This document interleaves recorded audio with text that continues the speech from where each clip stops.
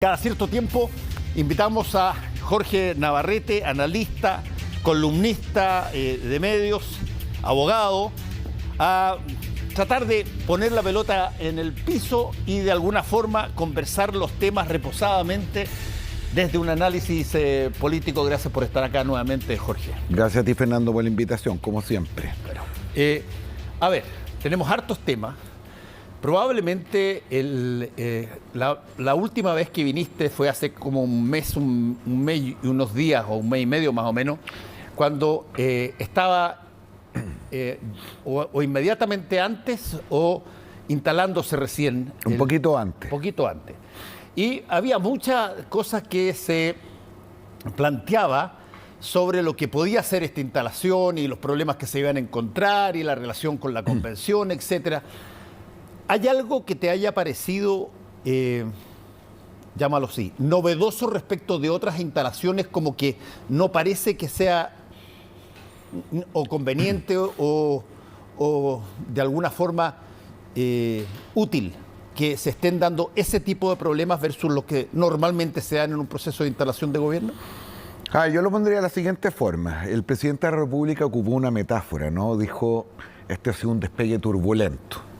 Sí. Yo creo que uno podría sostener que es una metáfora algo condescendiente con lo que ha ocurrido desde la perspectiva de quienes miramos este proceso con mayor celo, digámoslo, ¿no?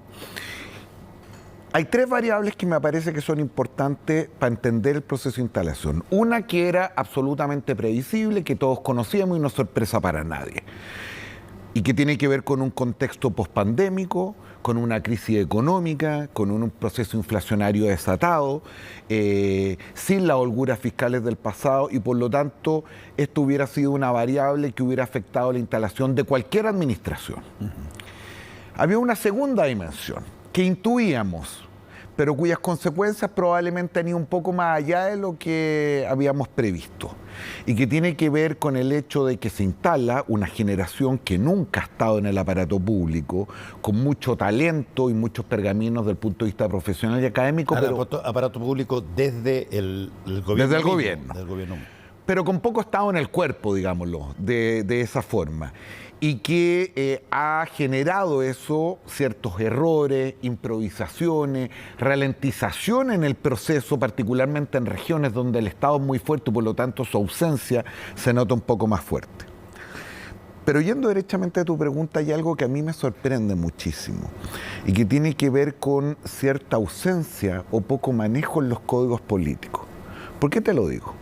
Pues si hay una generación que ha sido tremendamente exitosa en términos políticos, que mostró gran pericia en el manejo de estos códigos, de estas maneras, de estos ritos, es justamente esta, que en menos de 10 años se hizo en las universidades, se instala en el Congreso, enfrenta una primera elección presidencial con un resultado muy interesante, y en la segunda ocasión llega en menos de 10 años al gobierno de Chile. Y sin embargo, yo creo que la mayor sorpresa, lo menos para mí, es la ausencia de ese acervo, de ese talento político que se demuestran dos o tres cosas que son más o menos evidentes. La primera, la más dramática, que es la fractura de los dos grandes pilares que sostienen a cualquier gobierno. Uno, quien habla a nombre del presidente de la República y tiene el control político, le hace el Ministerio del Interior, y quien habla o controla el poder económico y maneja la billetera fiscal, el Ministerio de Hacienda. No tenemos ministro del Interior en los hechos, y tenemos un ministro de Hacienda que debutó con el ala un poco herida en la primera aproximación legislativa que tuvo, que fue justamente la tramitación del quinto retiro. Una segunda cuestión donde se manifiesta esta ausencia de códigos políticos.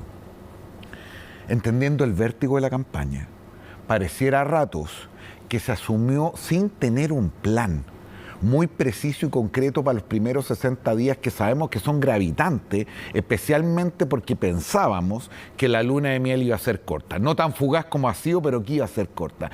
Y a ratos da la sensación de que no hubo carta de navegación clara, lo menos precisa, explicitada. Y la tercera manifestación de esta ausencia de los códigos políticos tiene que ver con una temprana disputa al interior del oficialismo, no solo en el gobierno, sino que también se trasladó al Parlamento y que tuvo su escenificación, digamos, es que esa palabra existe, en esta primera tramitación parlamentaria. Te diría que esa dimensión de falta de política, de, como decía Bernard Shaw, de que esto requiere de muchos cafés, de muchas veladas, de ese talento del cual siempre hicieron gala cuando estaban en la oposición, parece que ahora en el gobierno les ha resultado muy complejo.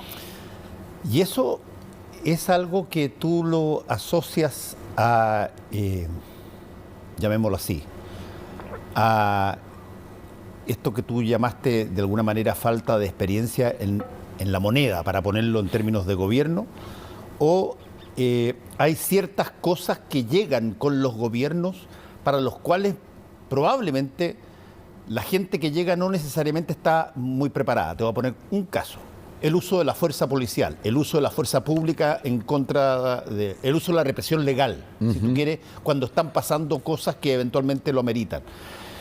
O como pasó quizás en esa fallida ida a Temocuycuy, la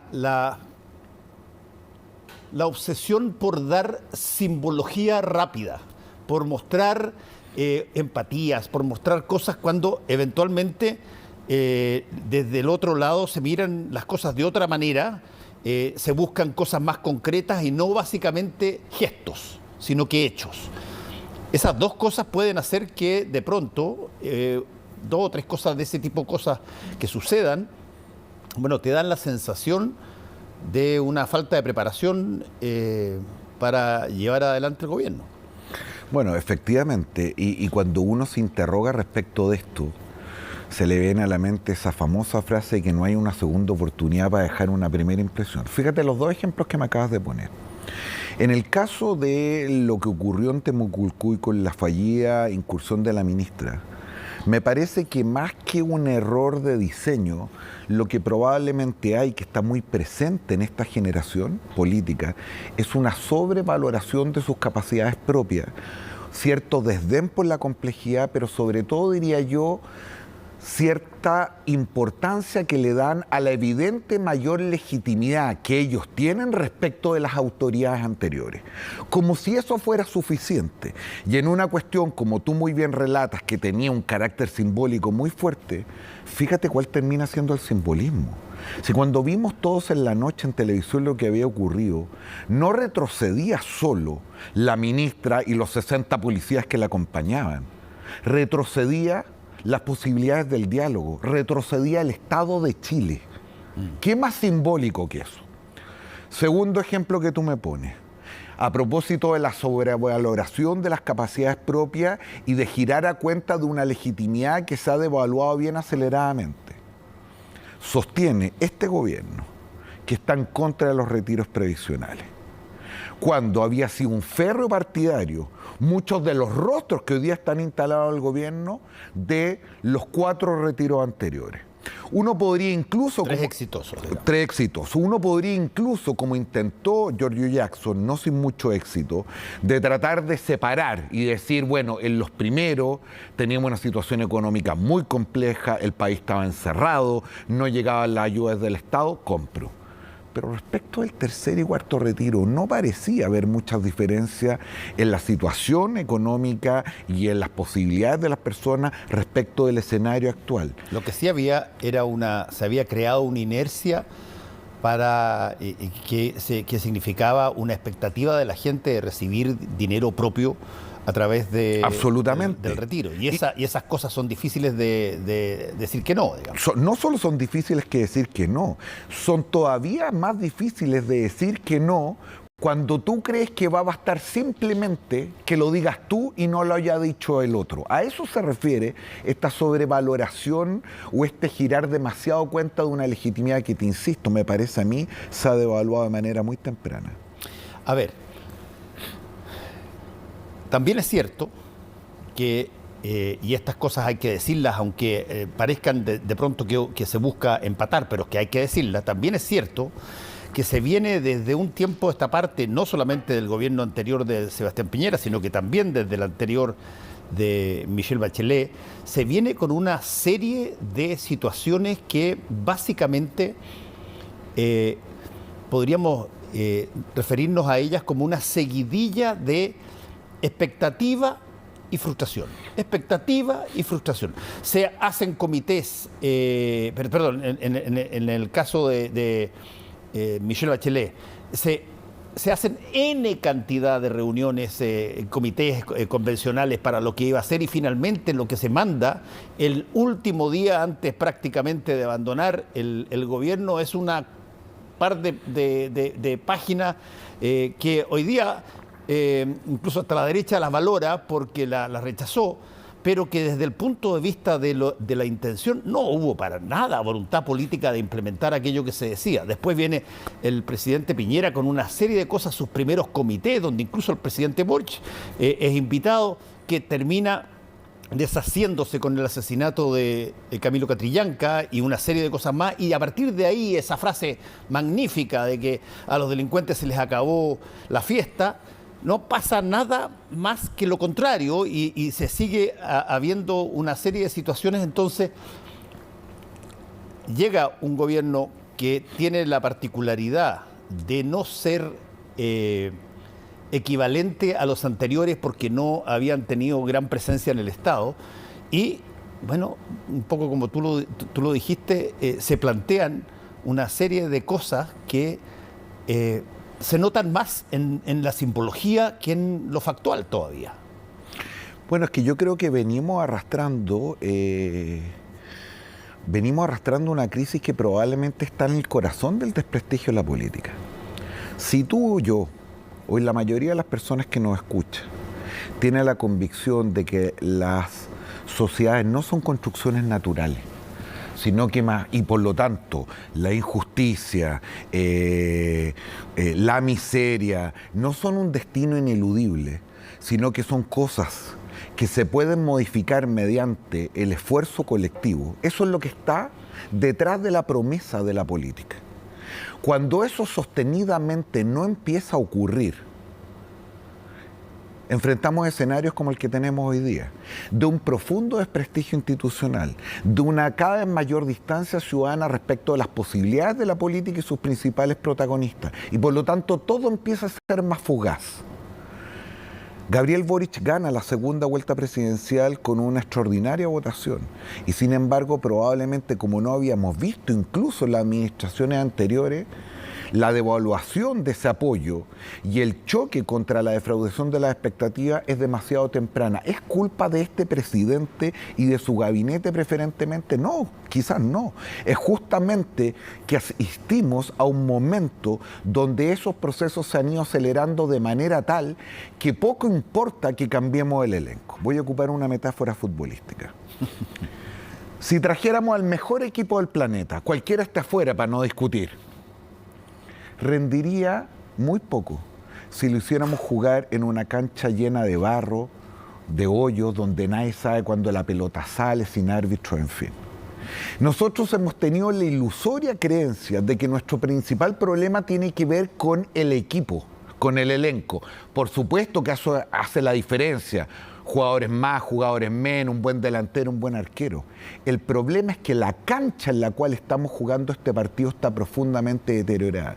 Y por lo tanto, si no invertimos ahí, va a empezar a dar un poco exactamente lo mismo quien venga a jugar. Y probablemente lo que le está ocurriendo al gobierno del presidente Gabriel Boric, más allá de sus errores, más allá de las improvisaciones, más allá incluso de ciertas frivolidades, te diría yo, tiene que ver con asumir que se está jugando en una cancha en la cual su espacio, su margen de maniobra es mucho más estrecho del que ellos imaginaban. A ver, pongámosle nombre a esta cancha. La cancha es, por cierto, y va a ser una parte medular de la cancha, es una constitución, por ejemplo. Entre otras cosas. Entre otras cosas. Es decir, algo que te provee normas, facultades y capacidades a distintas instituciones que forman parte del Estado. Ahí tenemos. Eso está en proceso, y ya vamos a conversar de eso, está en proceso, y por lo tanto hay una expectativa respecto de lo que se viene adelante, pero se sabe que eventualmente podría ser que cambiaran las cosas como están. Otro factor de la cancha son condiciones que uno hereda de los gobiernos anteriores. Y hereda, llamémoslo así, una situación económica difícil, producto de las pandemias y producto del estallido social, una serie de cosas. Y una tercera que quizás es interesante también es, es la capacidad, y esto te lo pregunto directamente, es la capacidad de que tú tengas visos de originalidad en la matriz del gobierno. Si tú miras hasta ahora, una de las cosas que alguien podría criticar es que para un gobierno con esta juventud que está asociada a la audacia, está asociada a cosas, las cosas han sido pero tremendamente tímidas, a mi modo de ver. Económicamente, básicamente no ha habido prácticamente nada. Y uno esperaría ver en gente que trae un ímpetu distinto a los clásicos viejos institucionales de antes, algo un poquitito distinto. Bueno, es que se choca con la cruda realidad, como decía un amigo mío, que en paz descanse, Claudio Burto, lo decía medio en tono zona, esto es lo más parecido a la política.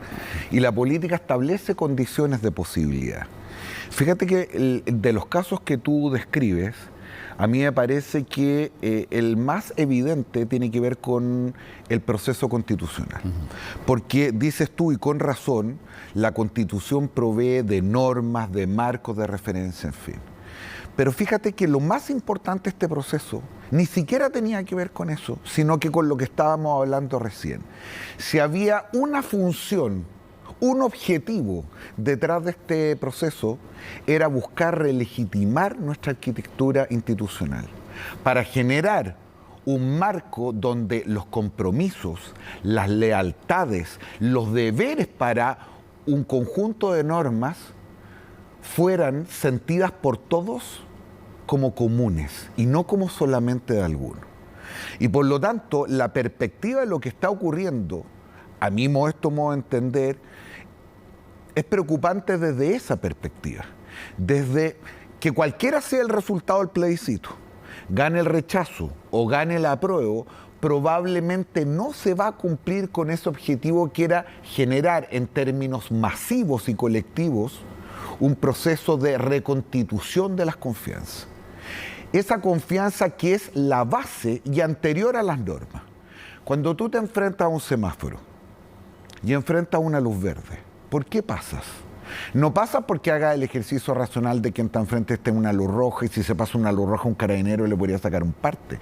Tú pasas porque hay un pacto básico, civilizatorio, en el cual tú entregas la seguridad de tus seres queridos. Ese pacto dice, luz verde se pasa, luz roja se para.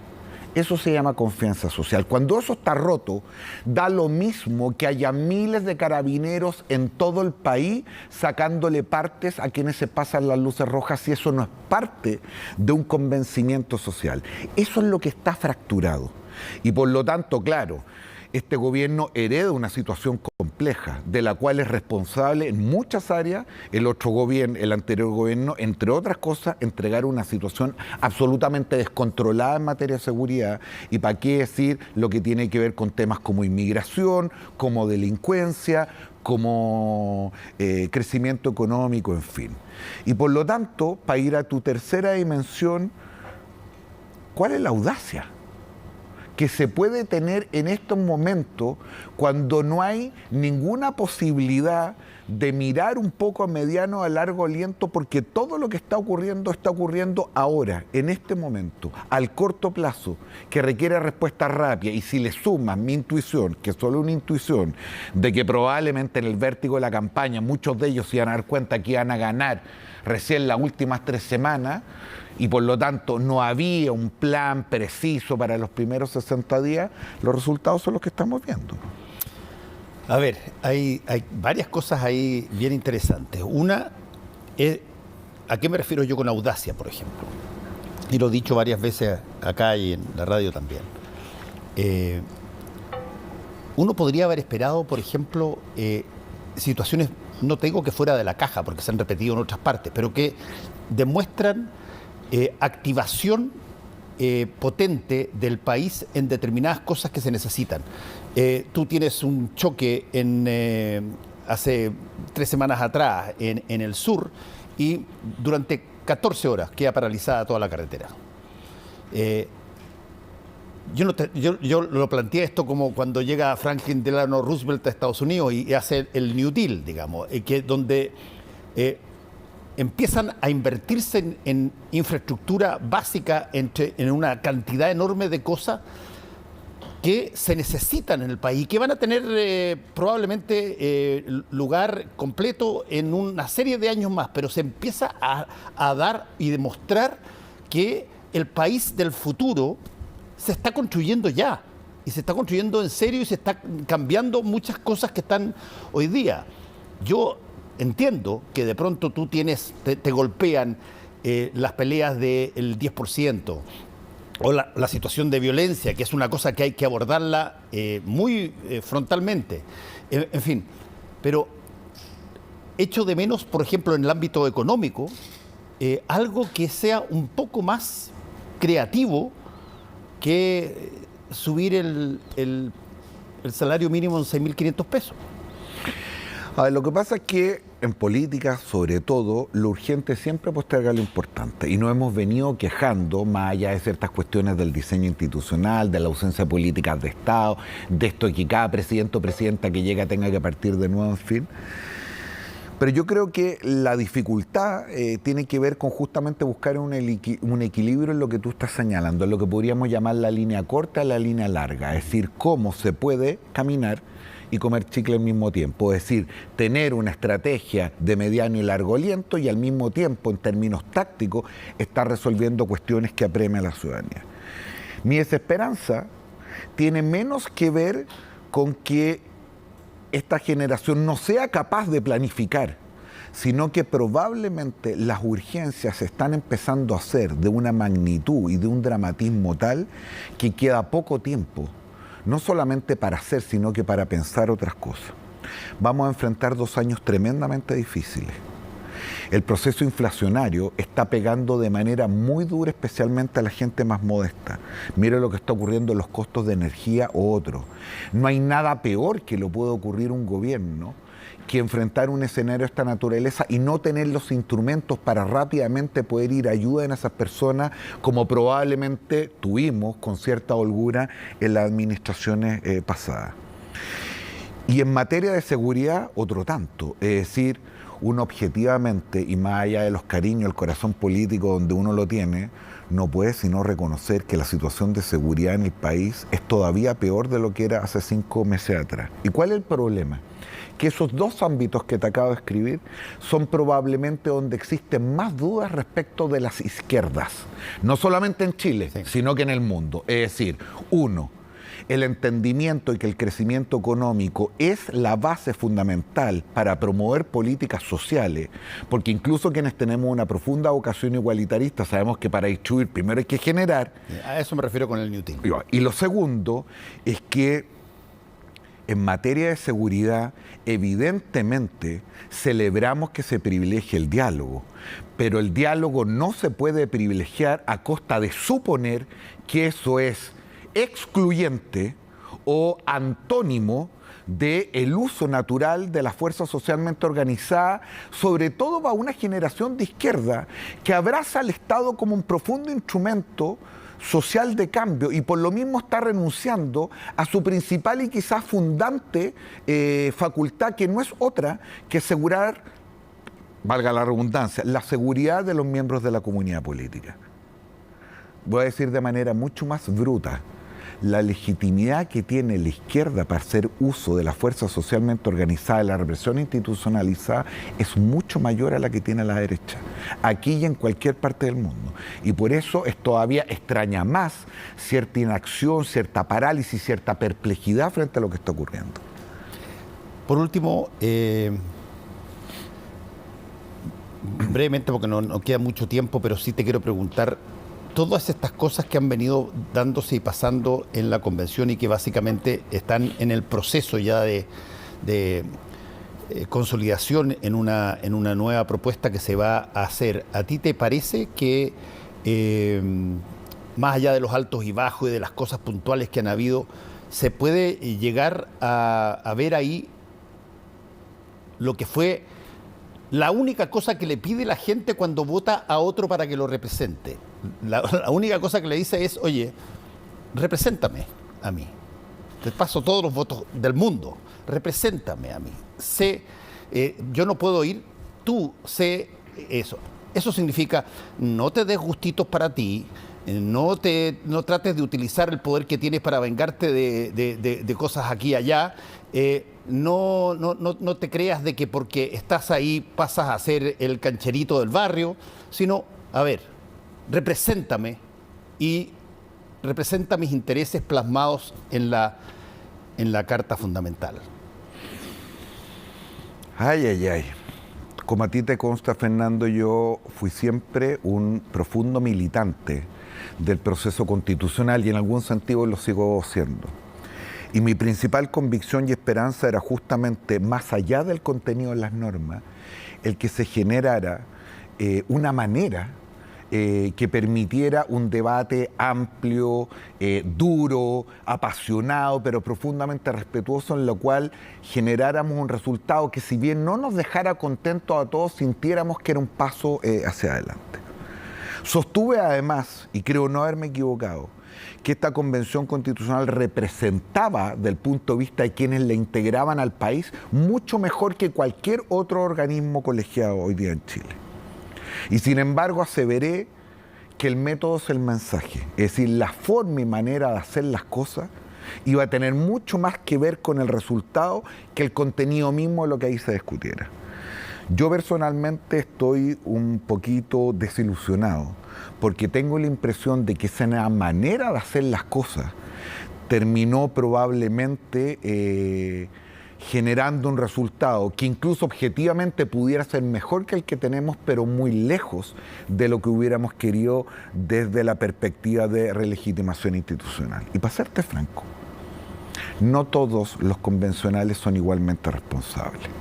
Hay gente más modesta, vinculada a sus realidades territoriales, que no puedo bajo ninguna perspectiva reprocharle que los temas del agua, los temas de identidad hayan sido una cuestión primordial para ellos, especialmente cuando sentían que han sido oscurecidos, que han sido excluidos y que han sido ninguneados.